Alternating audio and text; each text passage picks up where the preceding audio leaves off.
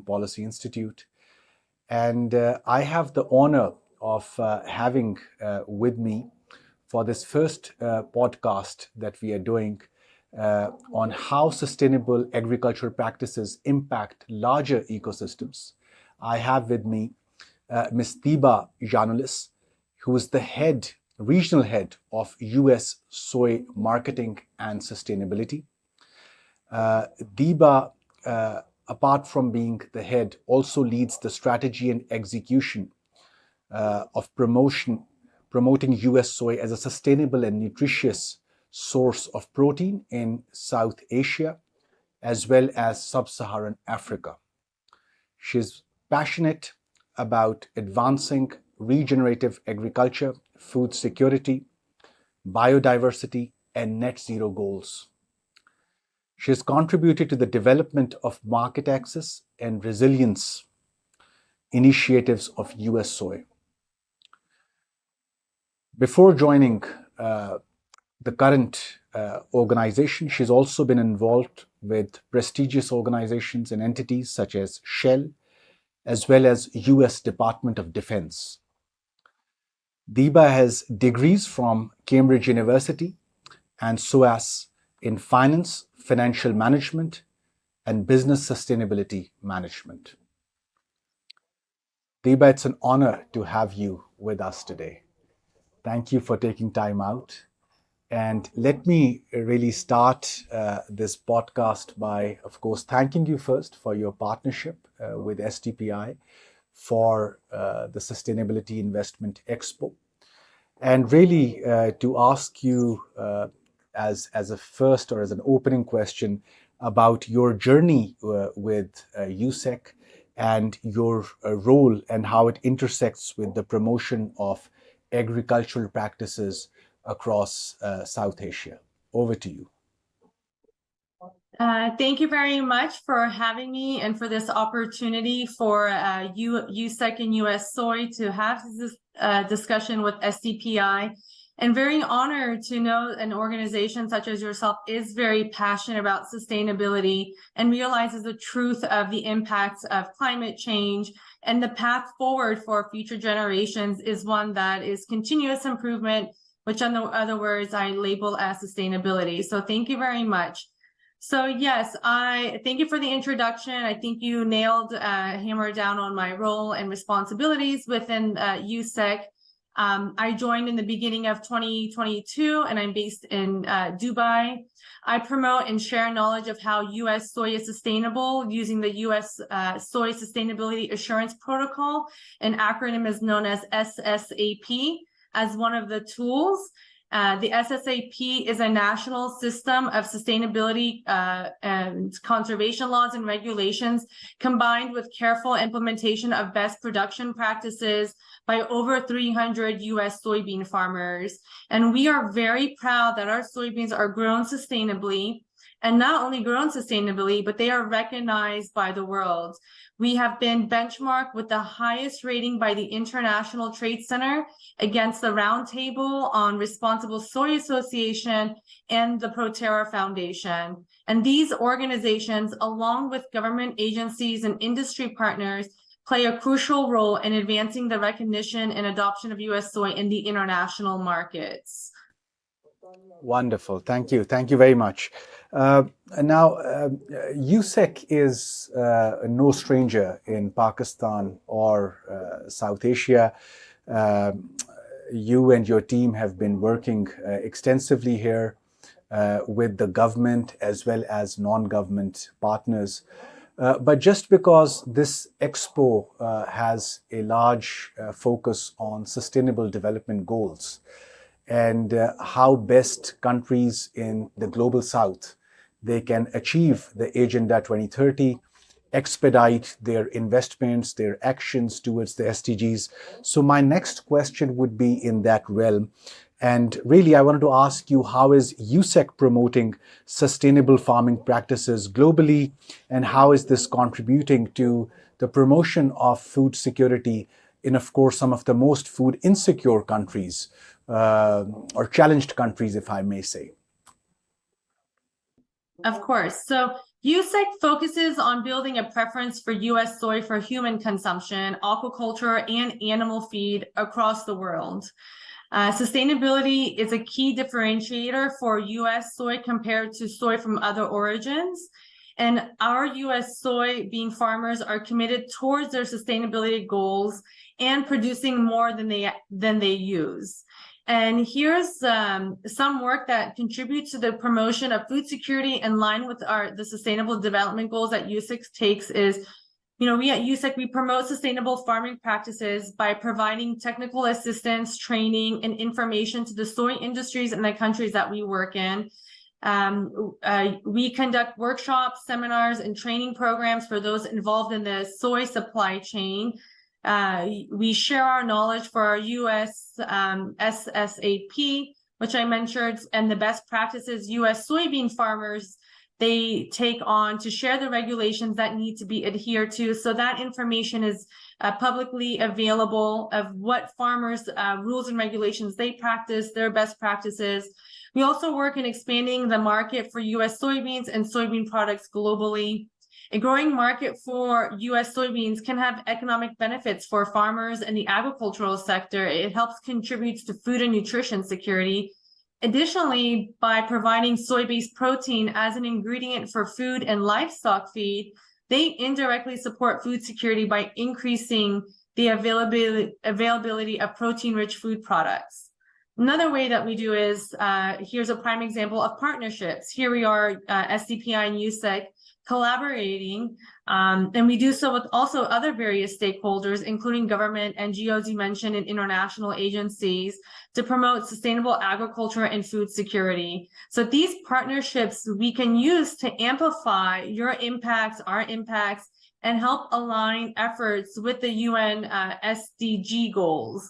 U.S. soy's actions are guided specifically the targets within SDG 6, which is water, SDG 12 of production and consumption, SDG 13 of climate action, SDG 15, which is a life on land, SDG 17 partnerships to achieve SDG of ending hunger. So at USEC US Soy, we use this SDG 2 of ending hunger as a guiding star to make a lasting impact on people, on prosperity, planet, peace, and partnership. And while our primary objective is to promote U.S. soybeans, the activities that we are involved in, the activities that we do can have positive spillover effects on sustainable farming practices and food security in the regions where we are operating in. So these indirect contributions are crucial in addressing global challenges related to agriculture, to nutrition, and most importantly, to sustainable development. No, thank you very much. I think you have very correctly mentioned the linkages between the various SDGs and the fact that we cannot see these SDGs or individual SDG in isolation from each other. And I think that's a very important concept that we should take away given that we are speaking here today at the Sustainability Expo. You also mentioned the role of partnerships, which going forward is so important, and the fact that private sector in terms of the development narrative has been the missing puzzle in the debate, and the United Nations Secretary General now has been on record saying that the achievement of SDGs without this proactive role of private sector and business community in the agriculture space, which you have rightly mentioned. You also mentioned about water security. So the next question basically is in line with this point that you have made, and countries in our part of the world, if I look at Pakistan, I look at Bangladesh, India, these are the worst hit from the impacts of climate change.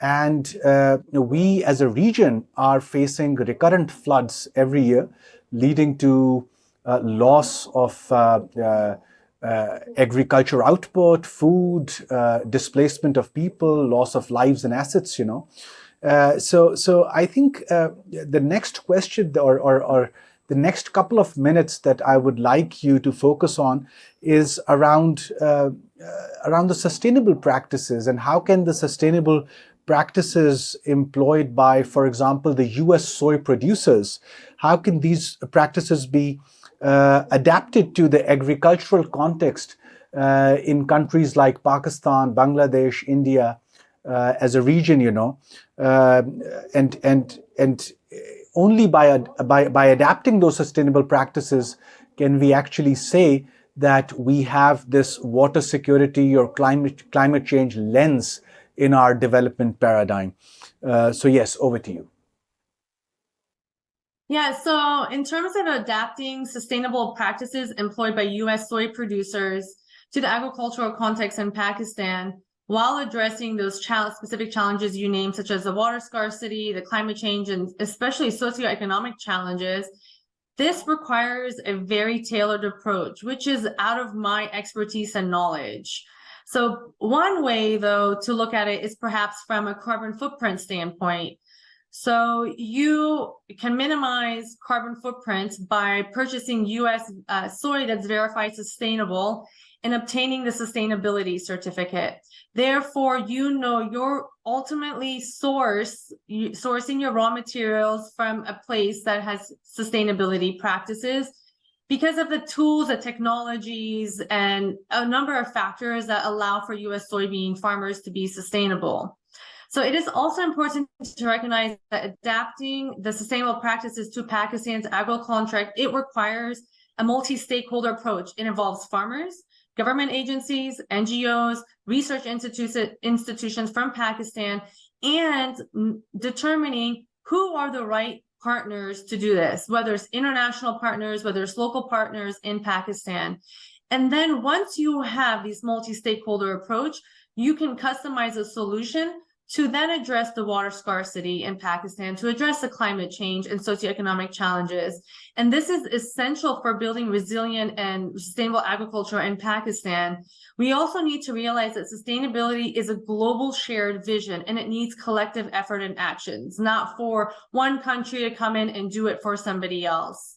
For example, in one of our markets in Sri Lanka, they are leading the way in terms of sustainability.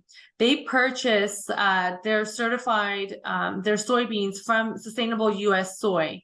And Sri Lanka is able to meet its goal of sustainable agricultural.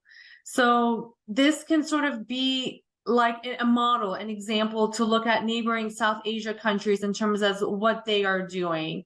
But because it is out of my expertise to address this, I think it takes a multifaceted approach with different key players.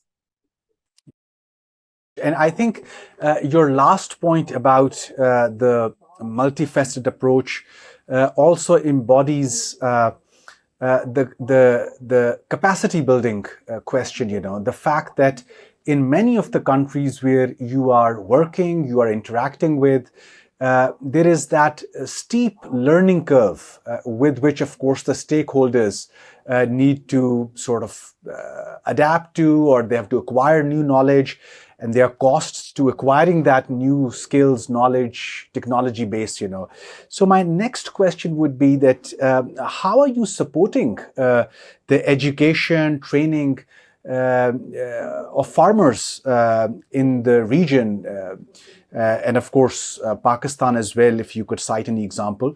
And if I can go a point further, that while most of the capacity building programs or trainings that we have seen, or farmer education programs that we have seen, essentially focus on I would say the majority segment of the farming community, which could be, for example, the male members, leaving aside that aspect of inclusion, which consciously needs to bring in the women farmers, the youth who are coming in with new ideas around agri-tech, and really hungry for access into the market, So how are your training programs focused on farmers in general, but more specifically on women and youth? Yes, so USEC, we have something called the Soy Excellence Center, which started back in 2019. And this was developed to meet the local workforce development needs. And through its courses, the SEC provides access to a world-class curriculum along with 4 different training tracks. It includes animal feed, even as far as feed milling courses. So the goal of the Soy Excellence Center, the SEC for short, is to ensure that young professionals are future ready with the knowledge needed to meet the growing demand for protein. So although a new initiative in Pakistan, it's a new initiative that we're starting in Pakistan or in the South Asia subcontinent, the market has shown a lot of interest, and we hope that more and more Pakistanis will benefit from the SEC platform. Now, we envision a future in which soy is known throughout the world as a vector for change. And apart from the SEC, we facilitate a lot of knowledge sharing and capacity building to help employees overcome key challenges and operational hurdles in food and agribusiness operations through these technical trainings and events domestically and internationally. We believe that promoting education and excellence in emerging markets is a first step towards food and nutrition security, and in turn prosperity. So our professional development efforts and alumni networking activities, they empower individuals to advance their careers. And through this Soy Excellence Center, we empower entry and mid-level professionals who can turn possibly use their learnings from the Soy Excellence Center and train the farmers that they interact with, train the farmers that they work with who don't have that time to do these courses. And one thing to kind of note, to mention the inclusiveness, the Soy Excellence Center is an inclusive platform open to men and women looking to grow their careers. Like I mentioned, it's for that entry level to mid-level professionals, men, women, it doesn't matter. We're gender agnostic, I should say, to this. Yes, thank you. Now, as we move to the last part of our podcast, one of the things that I notice when I meet with the government counterparts, at least I can say this for Pakistan, is the role of artificial intelligence. And while Pakistan is revisiting its agriculture transformative plan, we are also, our planning commission is also embarking on a 5-year development plan in which agriculture and food security is a key pillar. We have recently also initiated a Strategic Investment Facilitation Council to bring in greater foreign direct investment in the agriculture space. But really navigating the role of technology and AI in agriculture is becoming a challenge for the developing countries, particularly given that they're a little behind the curve in terms of their own knowledge base on the subject and in terms of what they have to catch up to, basically. So my last question to you would be regarding how does USEC see the role of technology and AI in driving sustainable agriculture in the future? Yes, so technology and I play a crucial role in driving sustainable agriculture on U.S. soy farm in the future. They enable a more efficient and environmentally friendly farming practice by improving productivity, reducing resource waste, minimizing negative environmental impacts.